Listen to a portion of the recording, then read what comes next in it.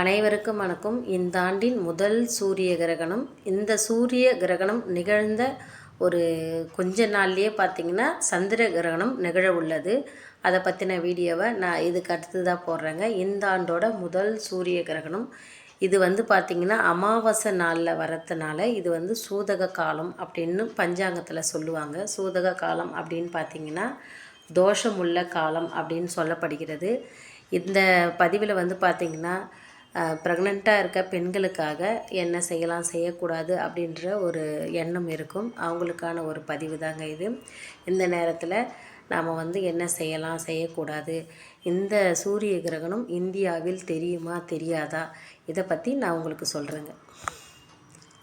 சூரிய கிரகணம் என்றால் சூரியனுக்கும் பூமிக்கும் இடையே சந்திரன் செல்லும் போது சூரிய கிரகணம் ஏற்படுகிறது. இந்த சூரிய கிரகணம் பார்த்திங்கன்னா எப்போவுமே அமாவாசை நாளில் தாங்க ஏற்படும். இந்த ஆண்டோட இன்னொரு அமாவாசை, அதாவது ஒரு 5 மாதம் கழித்துன்னு நினைக்கிறேன், திரும்பவும் இன்னொரு சூரிய கிரகணம் நிகழ இருக்குங்க. எப்படி பார்த்தாலும் ஒரு ஆண்டில் சூரிய கிரகணம் 2, சந்திர கிரகணம் 2 அப்படின்னு தாங்க நிகழும். அதனால் இந்த ஆண்டோட முதல் சூரிய கிரகணம் இது.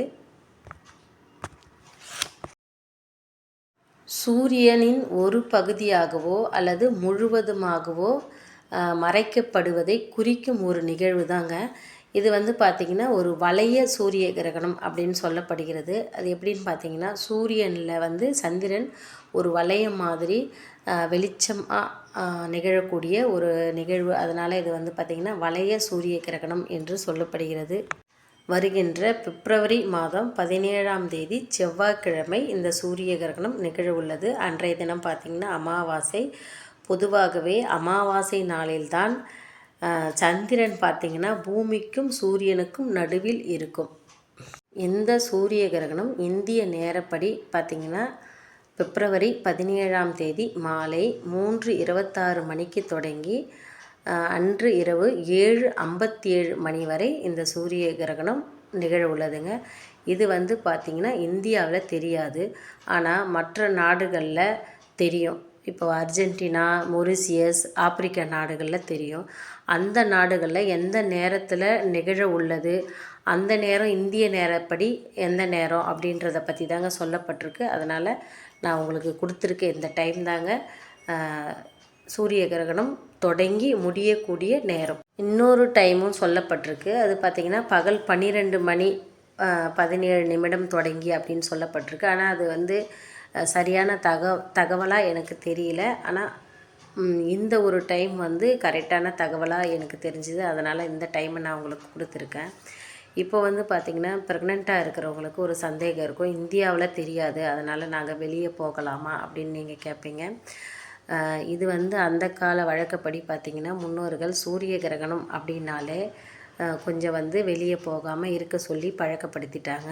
இன்றளவும் அது எல்லாரும் கடைப்பிடிச்சிட்டு வராங்க. அந்த கொஞ்ச நேரத்துக்கு நம்ம வெளியே போகாமல் வீட்டில் இருக்கிறதுனால ஒரு பிரச்சனையும் இல்லை.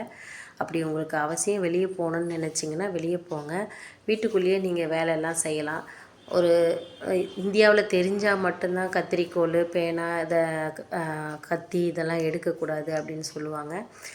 கதிர்வீச்சு செல்ஃபோனோ டிவியோ பார்த்தா அதனுடைய கதிர்வீச்சு தாக்கம் இருக்கும் அப்படின்லாம் சொல்லுவாங்க. இப்போ இந்தியாவில் தெரியாது. நீங்கள் செவ்வாய்க்கிழமை அமாவாசை நாளில் இது நிகழதால் கொஞ்சம் நீங்கள் வெளியே போகாமல் இருக்கிறது நல்லதுங்க. என்னதான் அவசியம் வெளியே போகக்கூடிய வேலை, வெளியே போக வேண்டிய வேலை ஏதாவது இருந்ததுன்னா நீங்கள் இந்த நேரத்துக்கு முன்னாடி போயிட்டு வந்துடுறது நல்லது. எப்போவுமே ஒருத்தவங்க சொல்லிட்டாங்கன்னா ஒரு பயம் இருந்துக்கிட்டே இருக்கும், இந்த நேரத்தில் வெளியே போகலாமா அப்படின்ற ஒரு பயம் இருக்கும். உங்களுக்கு நேரம் தெரிஞ்சிடுச்சுன்னா அன்றைய தினம் செய்யக்கூடிய வேலைகளை காலையிலேயே செஞ்சுடுங்க. மாலையில் நீங்கள் வீட்டில் இருந்து செவ்வாய்க்கிழமை அப்படின்றதுனால முருகனுக்கு உகந்த நாள். அந்த நாளில் பார்த்திங்கன்னா நீங்கள் கந்த சஷ்டி கவசம் படிங்க, ரொம்ப நல்லது.